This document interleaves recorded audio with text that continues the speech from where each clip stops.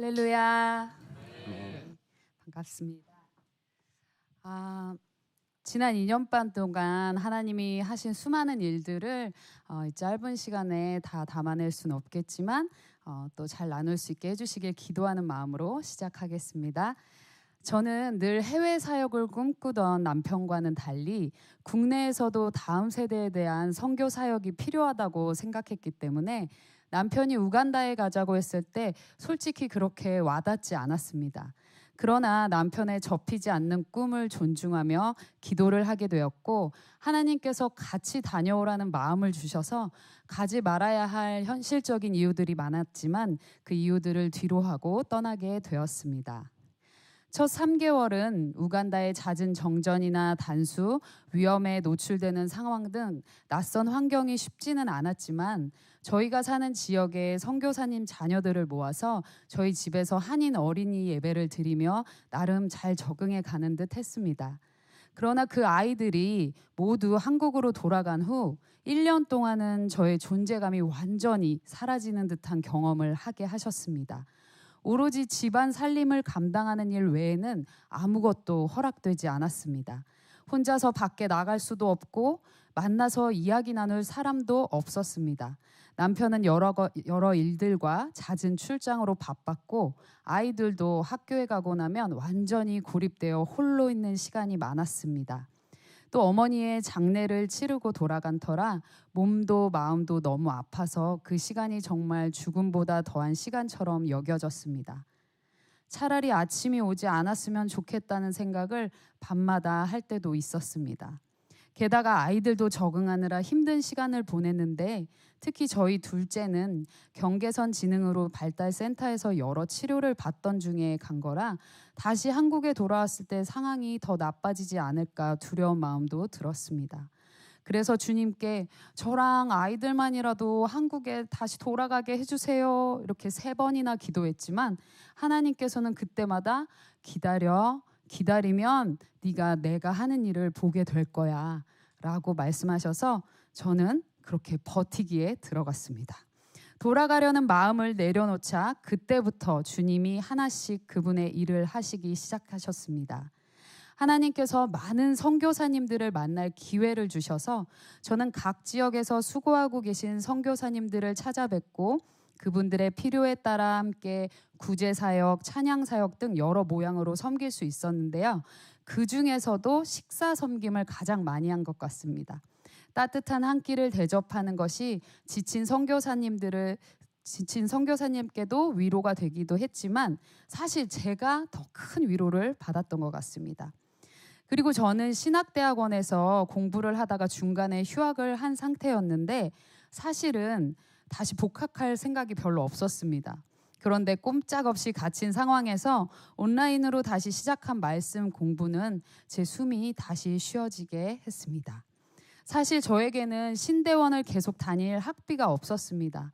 그런데 정말 놀랍게도 저와 가까운 사람들이 아닌 얼굴도 모르는 한 청년의 작은 후원으로 시작해서 제 생애 최초로 받아본 성적 장학금을 통해 마지막 학기인 이번 학기까지 모두 채워주심을 경험하게 하셨습니다. 이 경험을 통해 모든 필요를 하나님이 채워주신다는 것뿐만 아니라 하나님이 시작하게 하신 일은 하나님이 끝까지 인도하시고 책임져 주신다는 것을 깨닫게 하셨습니다. 그렇게 한 학기를 마치고 작년 여름 한국에 오면서 속으로 이렇게 기대를 했습니다. 우간다에서 힘든 시간을 보내고 견뎠으니까 한국에 가면 위로받는 시간이 있겠지? 그런데 웬걸요. 더 힘든 시간이 기다리고 있었습니다. 오자마자 둘째가 우간다에서 다쳐서 제때 치료받지 못했던 팔 수술을 받게 되었는데 골반뼈를 잘라 붙이기까지 해야 했고 그럼에도 뼈가 계속 빠져서 다 클 때까지 추적 관찰을 해야 한다는 이야기를 듣게 되었습니다. 속상한 마음이 가시기도 전에 소아정신과에선 지적장애 진단이 내려졌고 약도 복용해야 했습니다. 남편은 잡힌 일정이 있어 먼저 우간다로 돌아갔지만 그 사이 우간다에서 다쳤던 저의 어깨도 수술을 받아야 한다는 진단이 나왔습니다. 저희 아이들을 맡길 곳이 없어 고민을 하다가 결국 우간다에서 다시 남편이 돌아와야 했습니다. 이 모든 상황을 연속적으로 겪으며 저는 주님께 대체 저에게 왜 이러시냐고, 우간다에 가기 싫었지만 순종해서 갔고 돌아오고 싶었지만 또 순종해서 버텼는데 오랜만에 나온 한국에서 쉼은커녕 하루하루 몰아치듯 너무하신 거 아니냐고 울부짖었습니다. 그렇게 남편이 다시 돌아와 아이들을 데리고 먼저 우간다로 돌아갔고, 저는 재활을 위해 한 달 정도 혼자 교회 레인보우실에서 지내며 매일의 예배를 통해 몸과 마음이 회복되는 시간을 갖게 되었습니다. 그러면서 예배만이 살 길이라는 것을 확실하게 알게 하셨고, 한국이든 우간다든 혼자든 함께든 상관없이 어떤 상황 속에서도 예배 가운데 다시 살게 하시는 주님을 경험하게 하셨습니다. 그리고 마침내 다시 돌아간 우간다에서 이전과는 전혀 다른 마음으로 지낼 수 있게 되었습니다. 집이 있다는 것만으로도 감사했고, 이제 얼마든지 우간다에 더 있으라 하시면 있을 수 있겠다고 주님께 말씀드렸습니다. 그런데 얼마 후 저희 집에서 왕복 6, 7시간이 걸리는 우간다의 유일한 한인교회에 예배를 드리러 가게 되었고, 어린이 예배를 섬길 사역자가 필요하다며 제게 한 번만이라도 말씀을 전해줄 수 있겠냐 부탁하셨습니다. 저는 하나님을 예배하는 자리, 선교사님들의 자녀들인 그 귀한 다음 세대를 섬기는 자리에 가려는 사람이 없다는 얘기에 너무 안타깝게 느껴졌습니다. 교회에서 사역자에게 사례비를 줄 형편도 안 되고 어린이 예배에 대한 어떤 지원도 없는 상황이었습니다.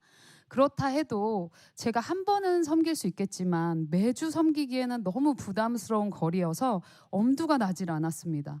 게다가 남편 지부에서 차량 지원이 끊기게 되면서 매주 렌트비와 주유비가 큰 부담으로 다가왔습니다. 그러나 하나님은 저의 마음 문을 계속 두드리셨고 이에 대해 가족들과 함께 나누고 기도를 했습니다.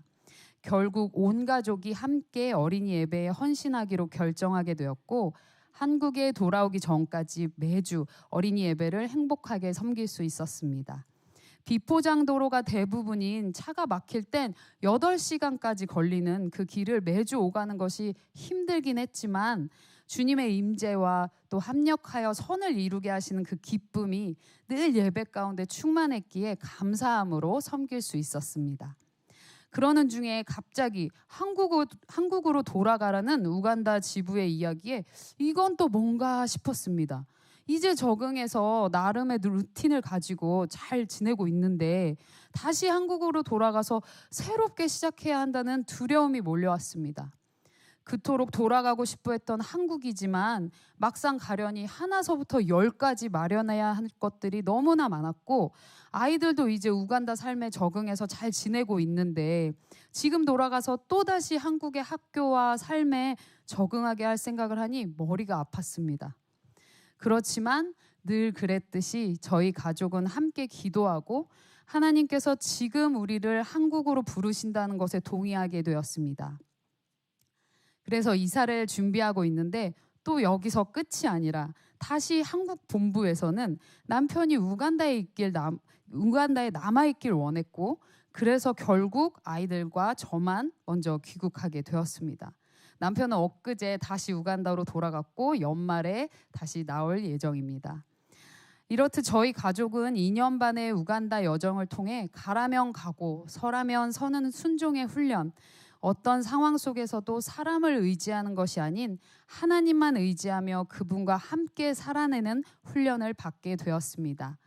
그 모든 시간들을 통해 하나님께서 인도하시는 길은 때론 사망의 음침한 골짜기와 같은 그런 힘겨운 시간들이 있지만 그곳에 우리를 그냥 내버려 두시는 것이 아니라 항상 함께 하시며 그 어떤 상황 속에서도 끝까지 지키고 보호하신다는 것을 알게 하셨습니다. 또한 푸른 초장과 쉴만한 물가에서 그분이 숨겨놓으신 보물을 발견하는 기쁨도 허락하신다는 것을 알게 되었습니다. 이 보물들에 대해 다 나눌 시간은 없어서 짧게 하나 나누고 간증을 마치려 합니다. 저는 한국에 오면 둘째를 꼭 보내고 싶은 경계선 지능대안학교가 있었습니다. 몇 년 전부터 그 학교를 염두에 두고 기도하며 보내기를 희망하고 있다가 이번에 집도 그 학교 근처로 얻었고 오자마자 학교에 3일 동안 면접을 보러 가게 했는데 결국 입학 허가가 나지 않았습니다. 예전 같았으면 그토록 오래 바라고 기도해 왔는데 왜 허락해 주시지 않으시나 서운해했겠지만 그동안 경험해온 하나님의 선하심을 믿고 다르게 반응할 수 있게 되었습니다. 그토록 오래 바라고 기도한 걸 아시면서도 안 되게 하신 것은 나의 생각을 뛰어넘는 그보다 훨씬 더 좋은 계획이 하나님께 있으시기 때문이라는 깊은 신뢰가 저를 조금도 낙심치 않게 했습니다. 이렇듯 그분이 발견하게 하신 보물은 새로운 관점과 깊은 신뢰의 관계였습니다. 사랑하는 성도 여러분, 그동안 저희 가정을 위해 함께 기도해 주셔서 감사합니다. 보내주신 김치와 라면, 과자 등 후원 물품과 재정도 그곳에서 아름답게 흘려보낼 수 있었습니다. 계속해서 선하신 하나님만을 신뢰하며 어떤 상황 속에서도 움츠러들지 않는 넉넉한 마음을 가진 우리가 되길 기도합니다. 사랑합니다. 감사합니다. 마지막으로 사진 잠깐 보여드릴게요. 네, 저 우간다 이제 선교사님 사역지에 가서 이제 같이 이제 사진을 소들과 함께 찍었고요. 네, 예, 이거 영상 틀어주시겠어요? 안 나올까요? 네, 여기는 이제 장애인 사역을 하시는 또 선교사님 사역지인데요. 그 전께 이제 영상인데 어쨌든 네. 여기도 이제 장애인 선교를 하시는 선교사님 사역지에서 이제 음식을 나누고 있는 장면입니다. 네. 여기 이제 다 같이 앉아서 아이들이랑 같이 먹고 있는데 저희 둘째가 여기 아이들과 전혀 위화감 없이 같이 앉아서 맛있게 먹고 있어요. 자, 네. 또 우리 이렇게 같이 이렇게 흰쌀밥을 나누는데요. 이렇게 흰쌀밥은 이 현지 분들은 정말 1년에 한 번 먹을까 말까 정말 이렇게 아울리치 팀이 와서 이렇게 대접을 해야만 먹을 수 있어요. 그래서 이날은 정말 축제와 같은 날이었습니다. 이때 우리 최 집사님도 오셔서 함께 하셨습니다. 네, 넘겨주세요. 넘겨주세요. 네, 여기는 또 다른 사역지인데요. 다른 선교사님이 또 섬기시는 그 사역지에 가서 저희가 이제 필요한 뭐 옥수수가루나 이제 물품들, 기름 뭐 이런 거를 사가서 나누는 그런 사역을 하였습니다. 네, 함께 기도하는 장면이고요.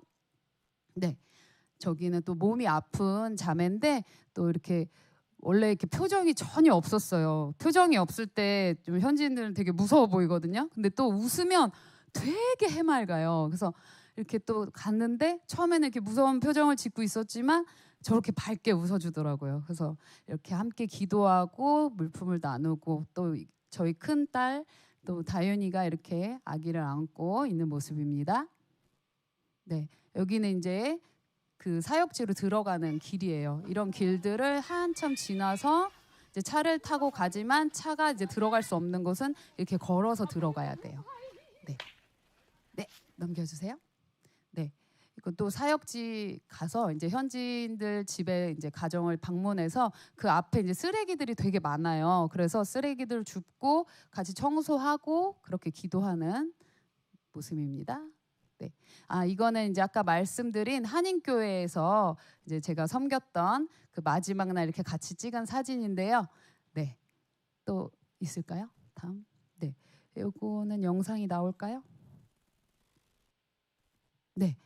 영상이 안 되나 봐요. 네, 하여튼 그 한인교회에서 어떤 지원도 없었지만 네, 그래도 그냥 주님이 채워주셔서 저희도 이제 헌금을 했고 또 이제 선교사님들 자녀들의 이제 부모님들 다 선교사님들이시거든요. 그래서 함께 같이 모여서 이 아이들을 같이 섬기고 이렇게 우리 다윤이도 또 여기 오집사님도 여기 보이시는데 저희 가족이 같이 이렇게 섬길 수 있었습니다. 네. 그래서 우간다에서 이렇게 함께 예배 캠프도 하고 정말 많은 은혜를 나눌 수 있게 하셨습니다.